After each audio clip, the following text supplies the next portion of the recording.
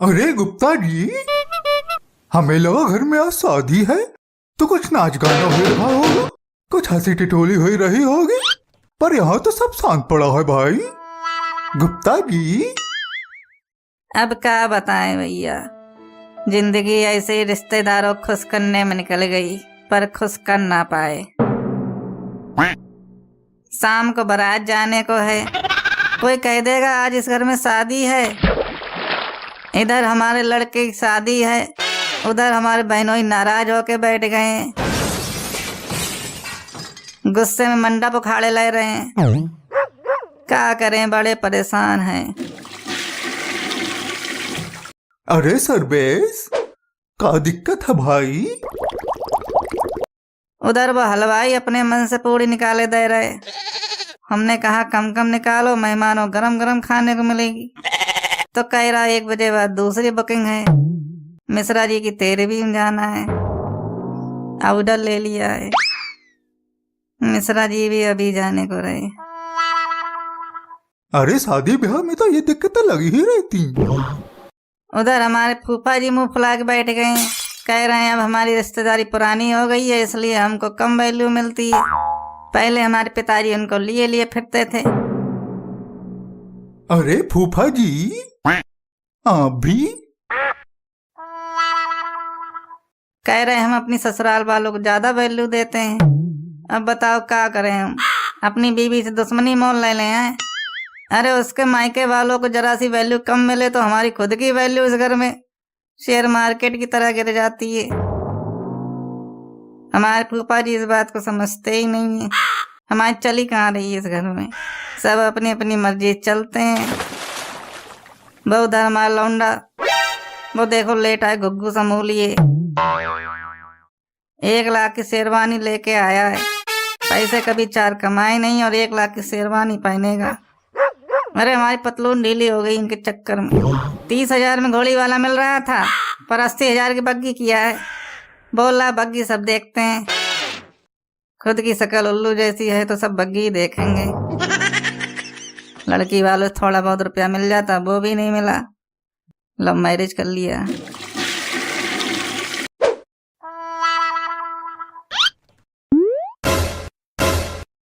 Underwear की shirt पहना है तुम?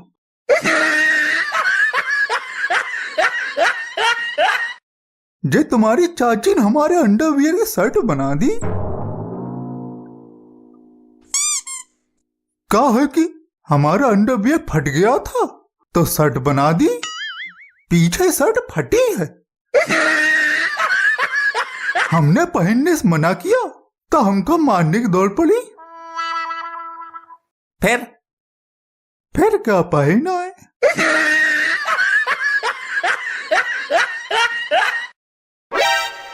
हमारे लड़के को अभी कभी नए कपड़े नहीं मिले तो हम अंडा फाड़ लें, बताई दे रहे हैं। बताओ, हमारे लड़के को एक जोड़ी कपड़े नहीं दे मिले, इतनी गरीबी आ गई इस घर में। वहां राजू की मम्मी अभी तक सदमे में है कि बताओ इकलौते भांजे को कपड़े तक नहीं दिल पाए। अरे दिलवाए देंगे, गलती हो गई हमसे, जाए तो रहे लेने। नहीं, अब हमारा मूड हो गया बहुत खराब। अब कपड़ों से हमारे मन को शांति नहीं मिलेगी। अब हमारे लड़के को चाहिए सोने की चैन। अरे हमारा यहाँ वैसे ही भट्टा बैठा पड़ा है, सोने की चैन कहाँ से लाएं? नहीं, हमारे लड़के को सोने की चैन चाहिए बस, और हम कुछ नहीं जानते। नहीं तो हम ऐसे मुंह फुलाए रहेंगे पूरी शादी भर, बताए दे रहे हैं। सोने की चैन तो नहीं दे पाएंगे, इतनी हमारी औकात नहीं है। तो देख लियो, फिर हम पूरी शादी भर तुम्हारी फजीयत कराएंगे। ऐसे मुंह फुलाए घूमेंगे पूरी शादी में, तुम्हारे सब रिश्तेदार देखेंगे, पूछेंगे इनको क्या हुआ, फिर जवाब देते फिरना सबको। बताओ, हमारे लड़के को कपड़े तक नहीं दिलवा पाए, वैसे शादी में इतना भर भर खर्चा हो रहा है, और हमें जो कपड़े दिए वो भी रद्दी, एकदम 3rd क्वालिटी, कहीं से मिले मिलाए दे दिए होंगे, नहीं तो लग नहीं रहे। हमारे फोटो में छाड़ा हुआ मुंह बनाएंगे, फिर देखते रहना जिंदगी भर। और जहां तुम फोटो खिंचा रहे होगे ना, वहां अपना सड़ा हुआ मुंह घुसा देंगे, हर फोटो खराब कर देंगे तुम्हारा। हमें पूछे कौन रहा है इस घर में जो हम कुछ बोले। हमारी अब बकत रही ही कहाँ। अरे फूफा जी, तुम अपना अलग दिमाग खराब किए रहते हो। कौन नहीं पूछ रहा तुमको? अब क्या तुम्हारे पीछे पीछे घूमते रहे और काम नहीं करें? शादी में इतने काम होते हैं। 1 घंटे से आके बैठे हुए हैं, किसी ने चाय तक को नहीं पूछा। तुम्हारा अगर साला आ जाता तो भर भर के चाय नाश्ता रख दिया होता। अरे कौन पूछ रहा साले को? मेरे भैया बुराई कर रहे थे। कौन कर रहा बुराई? सक्सेना जी से पूछ लो। अरे नहीं भाभी जी, तारीफ कर रहे थे। तुम अपने मसूड़े अंदर रखा करो। जब देखो चाय पीने चले आते हैं बस। मैं क्या जानती नहीं है कैसे मेरे भैया के नाम से इनकी आदतें सुकड़ जाती हैं। मेरे भैया अगर बुराई की ना तो बताऊंगी तुमको। आग लगा दूंगी इस घर में, तो तुमको भी। समझे? समझ लेना अच्छे से। यहाँ रिश्तेदार मेरे भैया पीछे पड़ा रहता है। सोने की चैन मांग रहे हैं। कौन मांग रहा है चैन? सर्वेश मांग रहे हैं अपने लड़के के लिए। ब्यूटी पार्लर जा रही हूँ और लौट के आने तक अगर निकासी की तैयारी नहीं हुई ना तो बताऊंगी तुम्हें। 4 दिन से काम करके मरे जा रहे हैं और ब्यूटी पार्लर भी नहीं गए। काम ही करते रहे। सोने की चैन। भाभी जी गुस्से में कितनी प्यारी लगती हैं, लाल हो जाती हैं। सबको अपनी अपनी पड़ी, हमारे तो किसी की कोई चिंता है नहीं। हमें तो सब मंदिर घंटा समझते हैं, जिसका मन करता है बजा के चला जाता है। तुम बीबे के गुलाम पैदा हुए इस घर में। तुम्हारे पिताजी हमारी इतनी इज्जत किया करते थे बेचारे, कुछ पूछो ही मत। अब हमारी बकती कहाँ रही? तुमको कौन नहीं पूछ रहा? कैसे पूछा जाए तुमको? पूरी शादी निकल गई, हमसे किसी ने कुछ पूछा? जेवर कहाँ से लिए जाएं, कपड़े कहाँ से लिए जाएं, किस किस को दिए जाएं, कुछ पूछा हमसे? क्या तय किया? चैन दे रहे हो कि नहीं? अरे चैन कहाँ से लाए? अपने आप को गिरवी रख दे क्या? चलो सुनार के पास ले चलो, हमें रख दो गिरवी, ले लो चैन। अरे तुम्हारे पास दिल ही नहीं है देने का।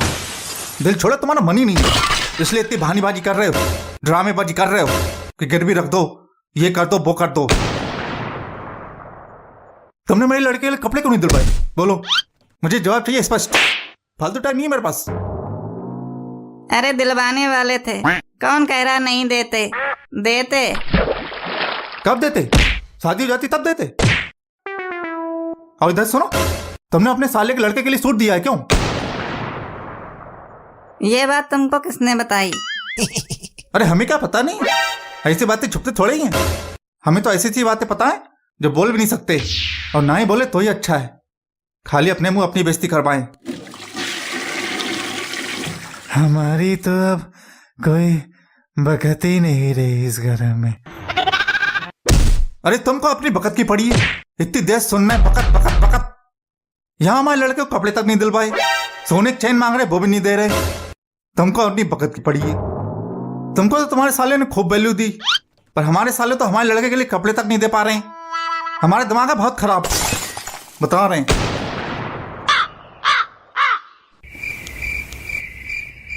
क्या सोचे? आखिरी बार पूछ रहे हैं, चैन दे रहे हो कि नहीं? अरे चैन तो नहीं है हमारे पास। चैन नहीं दोगे तुम?